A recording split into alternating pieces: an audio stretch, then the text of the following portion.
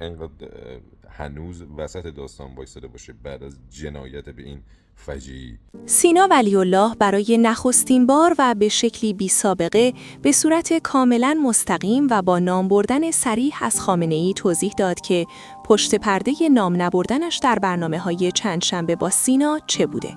پاسخی که این بار بدون هیچ ابهامی ارائه شد و به طور قاطع به تمام سوء تفاهم‌ها و اتهام‌هایی که او را نفوذی می‌دانستند پایان داد و در ادامه آن شاهد انتقاد تند و بی‌پرده سینا ولی‌الله از سلبریتی‌هایی هستیم که این روزها با استوری‌ها و موضع‌گیری‌های دو پهلو سعی در فرار از مسئولیت دارند. یکی از چهره‌هایی که جدیداً موضع‌گیری کرده، ایرج طهماسب است که اقامت کانادا را دارد. قبل از دیدن ادامه ویدئو برای مقابله با حملات سایبری و حمایت از این نوع محتوا، لطفاً همین حالا ویدئو را لایک کنید و حتماً نظرتان را در کامنت‌ها بنویسید. همچنین قدردان حمایت‌ها و کمک‌های مالی دوستان خارج از کشور هستیم که باعث می‌شوند تیم ما در این شرایط بتواند با قدرتی بیشتری به تولید این محتواها ادامه دهد. سینا ولی‌الله در ایکس پستی را منتشر کرد و نوشت: اگر حمله‌ای صورت بگیره، مقصرش حکومت قاتله. اگر معترضی به خیابان میاد، مقصرش حکومت قاتله. اگه هموطنی به خاک و خون کشیده میشه، مقصرش حکومت قاتله. حکومت قاتل. تموم شد و رفت. شاهزاده فراخوان داد و آمریکا حمایت کرد و اسرائیل کمک کرد و دشمن نفوذ کرد و غیره. واقعاً گوه زیادی خوردن و خونشوری حکومت قاتل رو کردنه و بس. در ادامه همین پست کاربری از سینا پرسیده بود که سینا جان، چرا اسمی از خامنه‌ای مادر نمیبری؟ حس نمی‌کنی کمی عقبی؟ شبکه هم که دیگه تعطیل شد. رو درواسی رو بذار کنار. من دوست دارم فقط این رو مخمه. که سینا ولی‌الله این بار به صورت کاملا صریح و واضح پاسخ داد: صادقانه دلیلی برای توضیح دادن در این شرایط نمی‌بینم، ولی چون گفتی دوستم داری توضیح میدم. بارها مورد حمله قرار گرفتم که چرا به خامنه‌ای نریدی تو برنامه، بدون اینکه در نظر بگیرن این برنامه از ابتدا و شروع قرارداد با این شبکه عربستانی فقط قرار بوده مصاحبه و سرگرمی باشه، نه انتقادی سیاسی، چون اصلا اجازه نمیدن. تو ترکیهش اجازه نمیدن، چه برسه به کشورهای عربی. ولی ما زیرزیرکی تا جایی که راه داشت کارمون رو کردیم و تیغ سانسور رو به قیمت استفاده از پلتفرم و استودیو به جون خریدیم. ولی در انتها بعد از توبیخ و تذکرهای صدباره و قطع و وصل کردنهای مکرر برنامه رو کنسل کردن. ولی در همون برنامه هم علیرغم سانسور بارها به خامنه‌ای ریده شده. صدها بار هم در اینستاگرام. قضاوت از روی اینکه نیومدم توییت بزنم مرگ بر خامنه‌ای عادلانه نیست. من حق دارم هر جور دلم میخواد کارم رو انجام بدم، نه جوری که دیگران میخوان. به هر حال امیدوارم از روی مخت پیاده شده باشه موضوع، به امید آزادی ایران. پس از این پاسخ او چند استوری قدیمی خود را نیز مجدداً منتشر کرد. انسان تا چه عمقی در زمین نفوذ کرده است؟ که سینا زیر آن نوشته بود: از مشعلی ضحاک بپرس که تا تهش رفته. در استوری دیگر عکس خامنه‌ای را استوری کرده بود که عضو کمیسیون عمران مجلس گفته بود: ترامپ بداند مردم پشت خامنه‌ای هستند. سینا پاسخ داده بود: پشتش وایسادن، فرو کردن در بیتش. در استوری دیگری از دبیر گل حزب الله: اگر به خامنه‌ای تعرض کنند ما حق پاسخ داریم. سینا ولی‌الله نوشته بود: دیگه 10 میلیون از مردم کشورش فلانشونو کردن تو چش و چال و بیتش. متوجه نمیشم منظورت از تعرض دقیقاً چیه؟ چند ساعت پیش سینا ولی‌الله ویدیویی منتشر کرد و در آن با لحنی تند از سلبریتی هایی که به صورت دو پهلو صحبت می کنند و موضع شفاف ندارند انتقاد کرد. یکی از چیزایی که واقعا دل آدم رو به درد میاره و ماتحت آدم رو میسوزونه این پست ها و کامنت ها و استوری ها و توییت هاییه که یه سری از این چهرهای شناخته شده یه مجازی میان مثلا برای همدردی با مردم بذارن، ولی یه جوری دو پهلو میذارن که اصلا باورت نمیشه که چجوری ممکنه یه نفر انقدر هنوز وسط داستان وایساده باشه بعد از جنایت به این فجیع. میان مثلا می‌نویسن آخ ما داغدار هموطن هستیم، مرگ بر ظالمان جهان. ظالمان جهان چه خریه؟ این پوفیوزا هموطن اومده بیرون به عنوان معترض داشته راه میرفته بسطشون به رگبار. ظالمان جهان دیگه نزنید اصلا، به نظر من نزنید، چون بیشتر آدمو میسوزونه. هیچی ننویس، ساکت باش. در ادامه استوری‌های ایرج طهماسب را می‌بینیم که درباره فجایع ایران منتشر شده‌اند. قضاوت را به خودتان می‌سپاریم. یک آشغال به آشغال‌های دیگر می‌گفت: شما هنوز مرا نشناخته‌اید. من خیلی آشغالم. تو در یک روز بدون اینترنت در میان رفت و آمد پلیس‌های سراپا مسلح به دنیا آمدی و لبخند می‌زدی. اینترنت یک ماده مخدر جدید جهان بود و ما معتادش بودیم و فکر می‌کردیم بدون اینترنت نمی‌توانیم زندگی کنیم.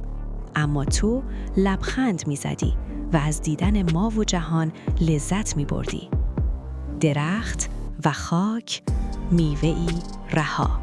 و در انتها ویدیویی دیگر از سینا ولی‌الله را می‌بینیم که در آن به یک نکته بسیار مهم درباره نقش و تأثیر شبکه‌های اجتماعی اشاره می‌کند. در کنار همه این خبرهای هولناک و وحشتناک و این کشتار و این شرایط تلخی که همه ایرانی‌ها در داخل و خارج دارن از سر می‌گذرونن، جا داره به یه نکته هم اشاره بکنیم. اگه واقعاً پلتفرم‌های اینستاگرام و توییتر نبودن، چجوری ما میتونستیم این ارتباط رو برقرار کنیم؟ چجوری میتونستیم این اطلاع رسانی رو انجام بدیم؟ چجوری میتونستیم این جنایت رو به گوش جهانیان برسونیم؟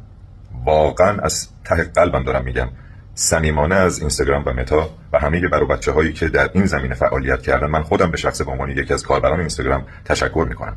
چون اینستاگرام در همون ابتدای قطعی اینترنت هوشمندانه تعداد فالوینگ ها و افرادی که فالو میکنن بچهای داخل ایران رو مخفی کرد برای امنیتشون و تمام تلاشش رو کرده در طول این مدت که کنار مردم ایران باشه.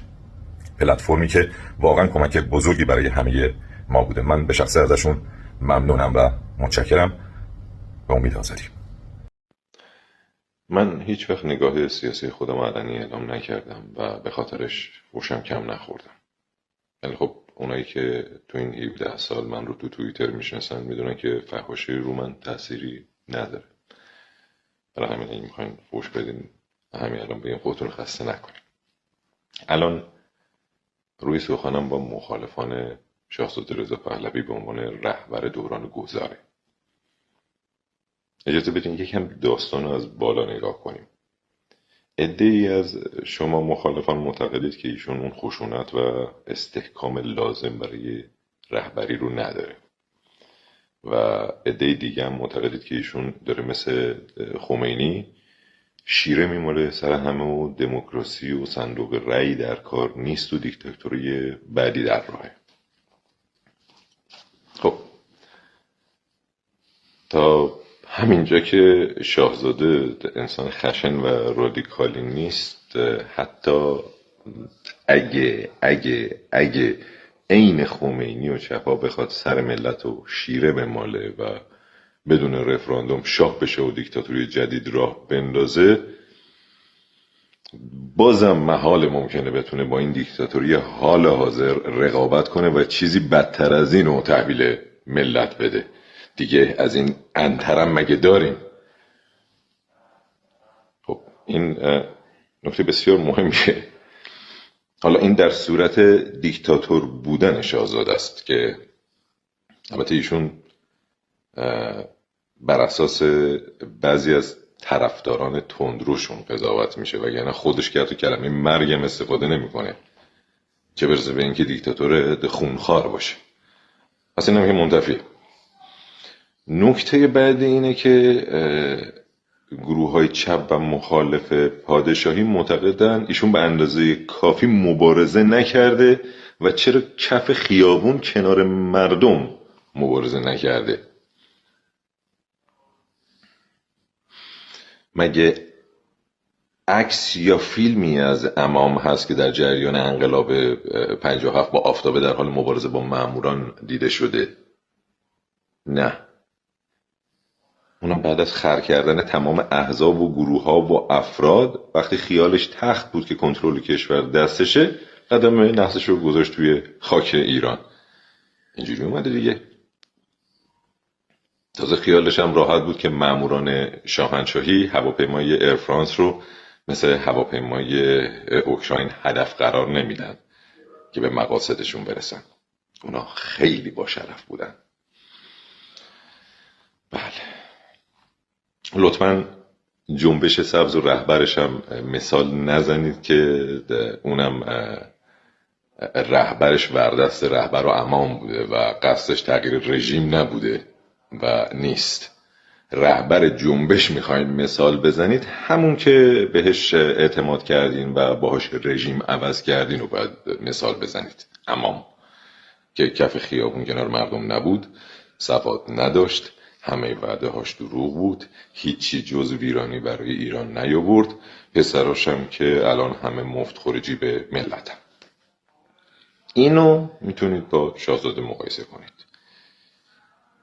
دیگه. این که هرچی آخونده تو این 50 سال خراب کردن و نابود کردن همونی بوده که پدر و پدر بزرگ و مادرش تو 50 سال قبلش ساخته بودن. الان بیا چی رو دیگه خراب کنه؟ چی مونده که سالمه اصلا؟ خب اینم که روشن شد. نکته بعدی که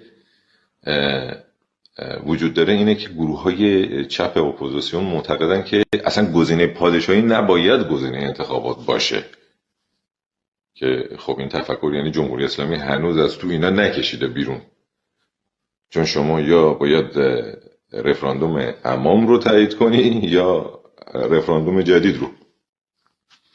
شما باید در نظر بگیرید که اگه رفراندوم قبلی دروغ بوده و جعلی، پس الان باید شرایط یک رفراندوم قانونی و رسمی با نظارت سازمان ملل و کشورهای جهان رو فراهم بیارید. با حسن روحانی و محمود احمدی نژاد و کروبی شما به رفراندوم عادلانه نمیرسین دیگه. منطقیه دیگه. یه نفر لازمه که از روز اول اپوزیسیون بوده، نه وقتی امامو دار و دستش تا دست کردن تو اعتمادشون اپوزیسیون شدن. اپوزیسیون باید بوده باشن. وسط راه یه دفعه تغییر مسیر، این دقیقا نمیشه. آره، یعنی زنبیل گذاشتن و اول صف بودن هم بخواین در نظر بگیرین، شاهزاده فردای پیروزی انقلاب اپوزیسیون اینا بوده و به اندازه عمر این حکومت نکبت باشون مخالفت کرده. یعنی اینجوری هم بخواین حساب بکنین، بازم اون قبل همه بوده. حالا چرا از همون روز اول پا نشده بیاد ایران مبارزه کنه؟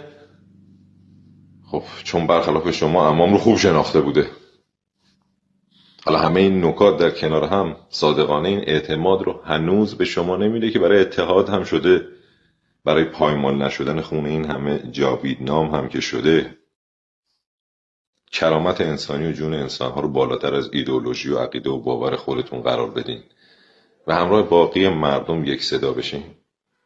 یک صدایی قطعا از هر چیزی در این شرایط واجب‌تره. من اینم میفهمم که بسیاری از مخالفان پادشاهی دلش اینه که نمیخوان از اهدافشون دور بشن. این کاملا حالا قابل فهمه. خیلی از مخالفانم نمیخوان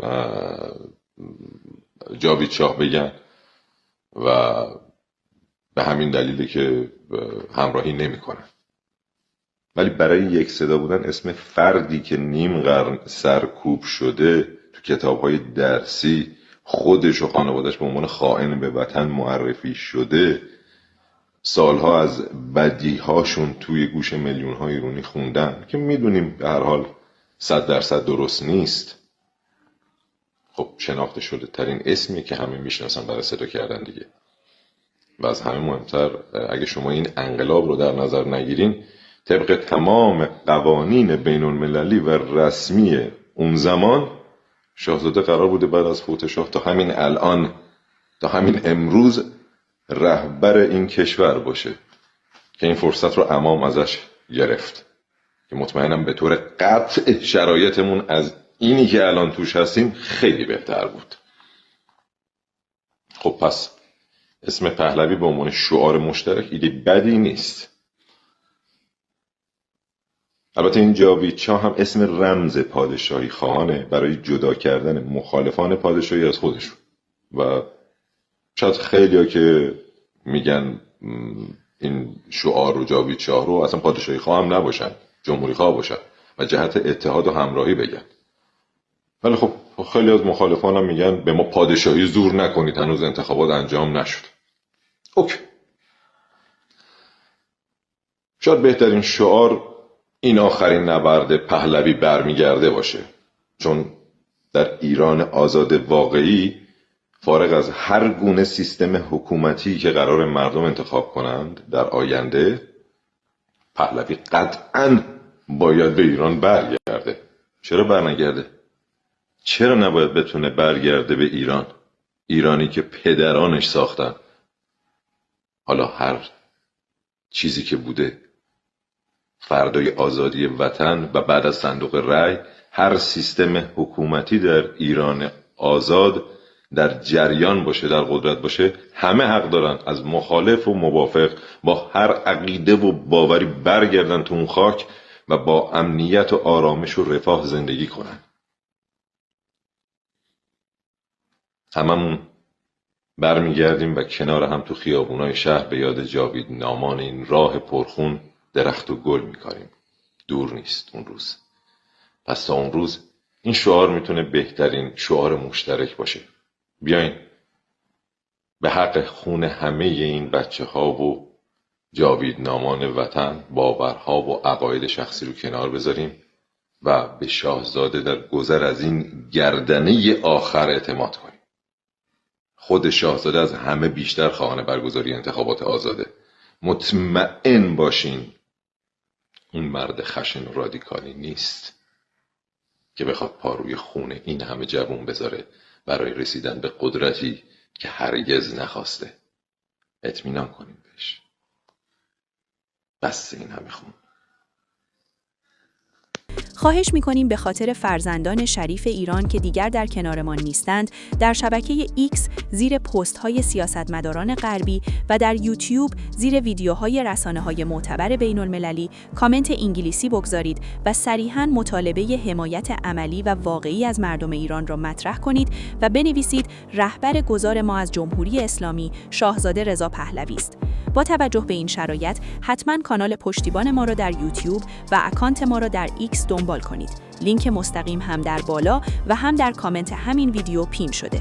امروز سکوت یعنی کمک به جمهوری اسلامی. قبل از اون که دیر شود صدای ایران باشید. پاینده ایران، جاوید شاه. ما پیروزی.